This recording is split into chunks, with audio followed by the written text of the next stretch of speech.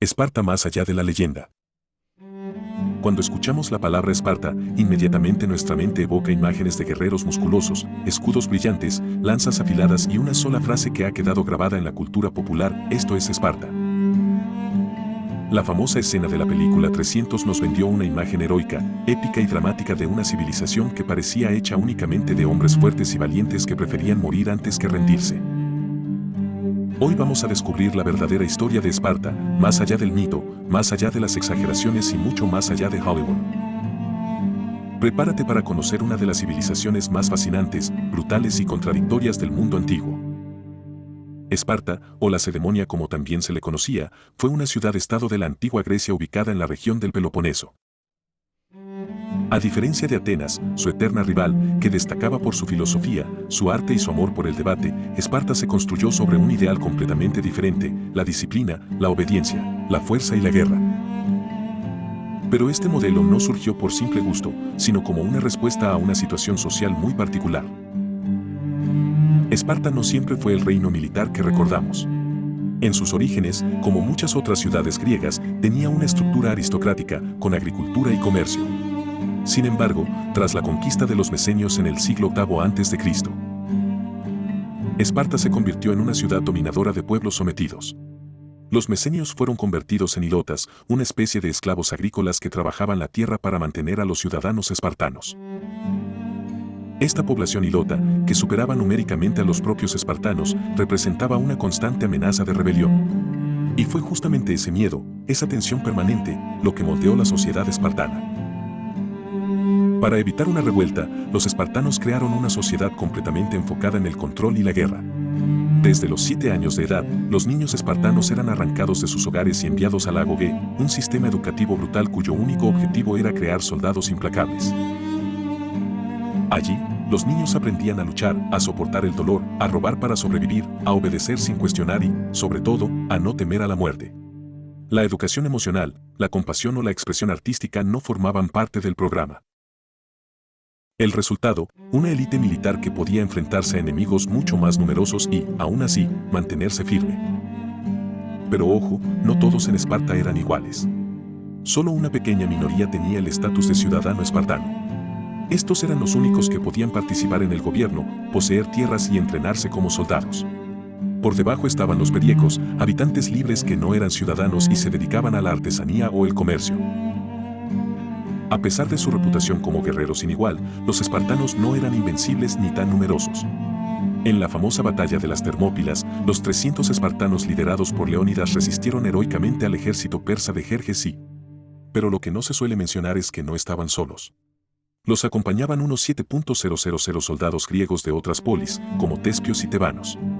La historia de los 300 espartanos fue magnificada por Heródoto y luego por la cultura moderna, pero el episodio completo es mucho más matizado.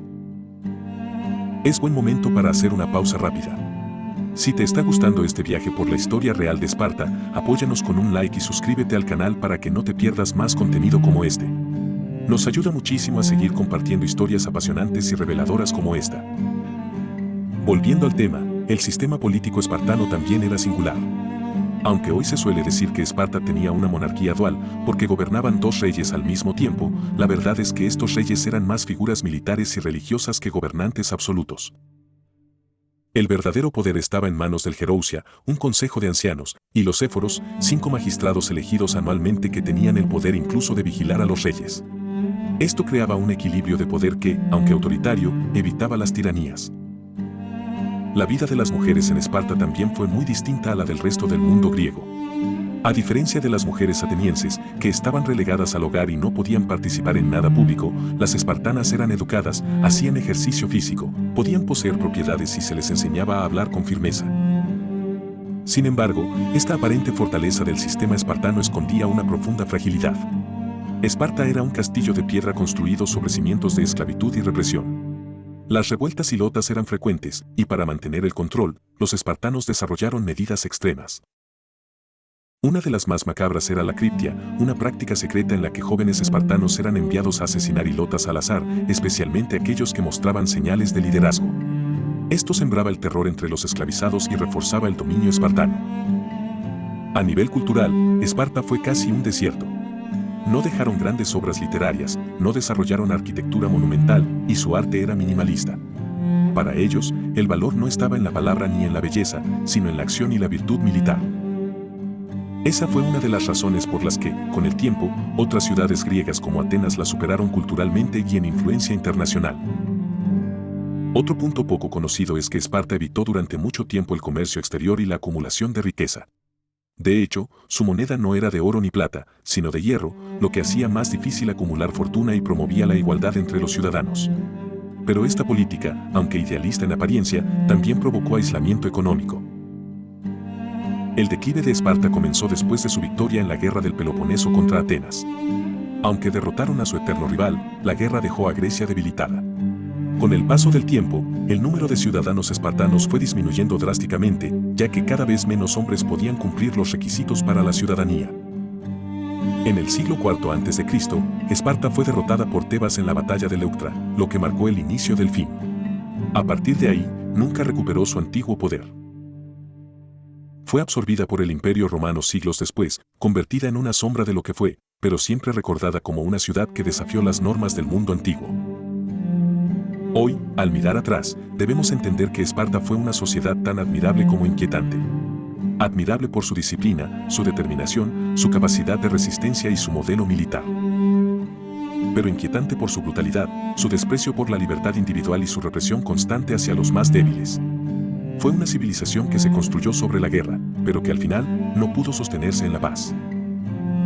Y lo más interesante de todo esto es que, aunque Hollywood haya convertido a los espartanos en símbolos de honor y valentía, la historia real es mucho más ambigua. Ellos no luchaban por la libertad, sino por mantener un sistema opresivo. No morían por ideales abstractos, sino por deber, entrenamiento y temor a la deshonra. Y quizás, solo quizás, eso los hace aún más humanos. Esparta no fue una utopía ni una distopía total. Fue una respuesta radical a un problema real, como sostener el poder de unos pocos sobre muchos. Esa respuesta funcionó durante siglos, pero como todo sistema basado en la represión, estaba condenado a quebrarse. La próxima vez que escuches "Esto es Esparta", recuerda que detrás de ese grito hay siglos de historia, sacrificio, miedo, sangre y una sociedad que eligió vivir como soldados y morir como leyenda.